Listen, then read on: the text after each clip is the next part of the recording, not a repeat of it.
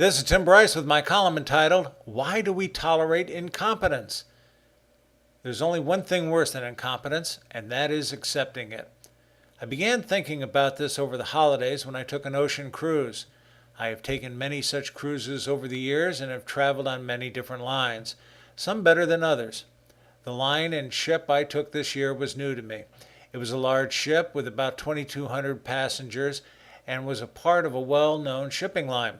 Our destination was the Western Caribbean, where I hoped to relax and catch up on my reading. I graded the food on board as fair at best, but I was particularly appalled by the embarking and disembarking procedures on and off the ship. Our first port of call was in the Honduras, where I had scheduled a round of golf. There was only one problem. I couldn't get off the ship.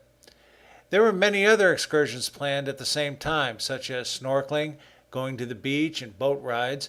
Everyone was asked to go to the ship's theater where they were to await instructions.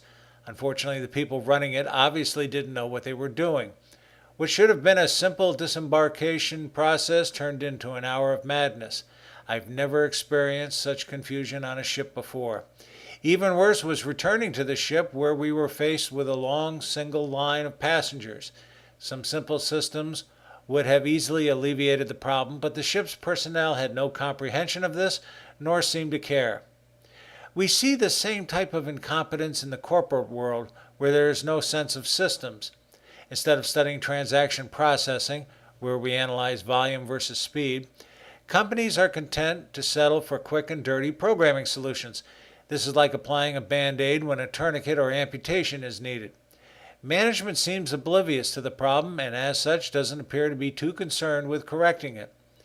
In the political and fraternal organizations I've been involved with, I see little in the way of standard practices. In one particular organization, there are hundreds of jurisdictions around the world, none of which follow the exact same protocols. Even within a single jurisdiction, with several districts and hundreds of chapters, there are no standards for doing such things as taking minutes, maintaining membership records, or basic accounting.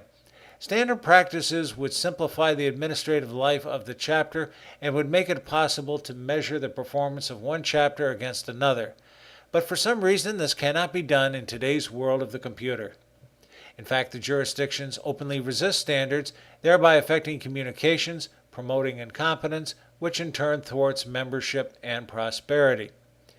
It is generally agreed our government is plagued by gridlock. But little legislation that is passed is based on extreme compromise. Consequently, we lack foresight, decisiveness, and leadership. We also find ourselves in a reactive form of government where we are no longer in control of our destiny. We have a long history of such compromise in America.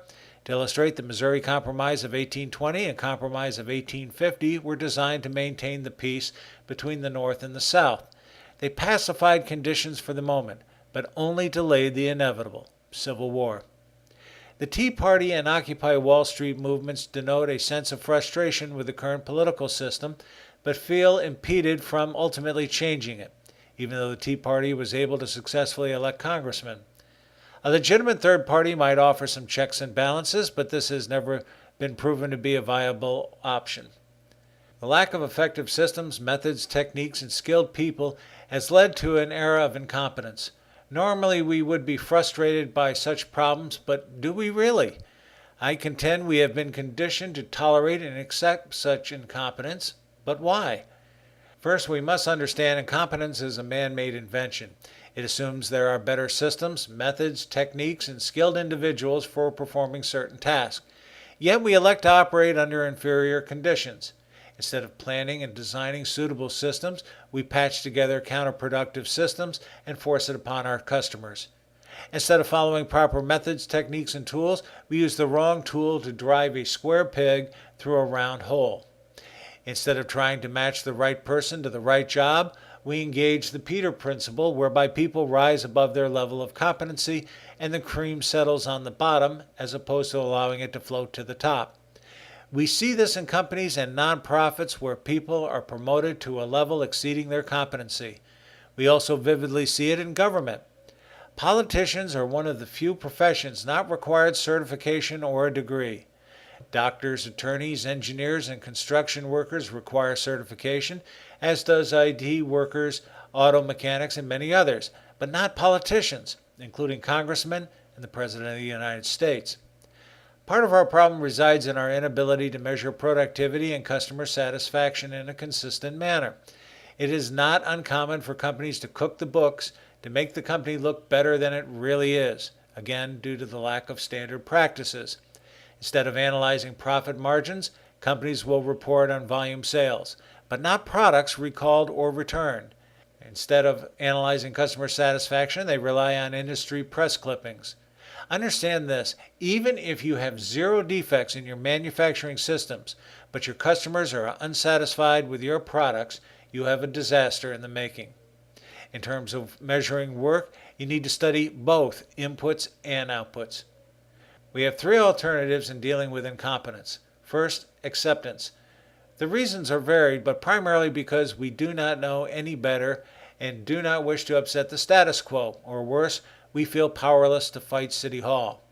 Politics and social mores also suggest we should bite our tongues as opposed to resisting incompetence. More than anything, though, we have been conditioned to accept mediocrity and inferior workmanship. We no longer applaud the craftsman, but the huckster instead. Second, we have change. This represents those people unhappy with the status quo and are willing to try and change it by working lawfully within the system. Unfortunately, they are often impeded by the authorities who want to preserve the current institution. And the third alternative is rejection. Two things can happen here. Either a person drops out of the system or supports an uprising to radically change the status quo. To illustrate, many young people today are frustrated by the actions or inactions of their federal and state governments. Consequently, they opt out by refusing to vote in elections as they see it as a pointless endeavor. The antithesis of this are the people who are willing to take up arms in opposition to the status quo. We saw signs of this recently, such as in Nevada, where ranchers stared down the federal government over grazing rights.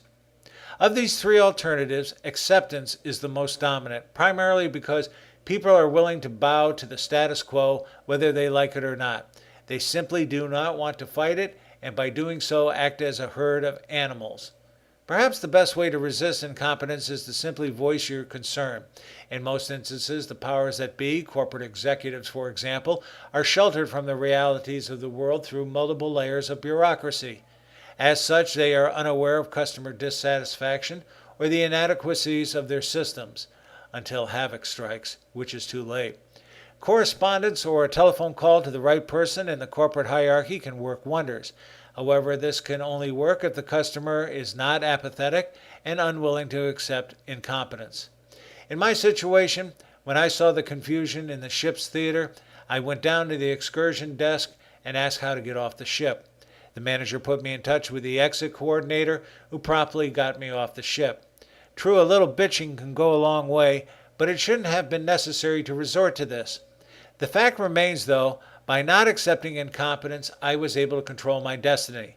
Had I not done so, I would have likely missed my golf outing, something I had paid for in advance. As a consumer, I pay particular attention to incompetent service and warn my friends accordingly, such as bad restaurants, products, maintenance services, and cruise lines.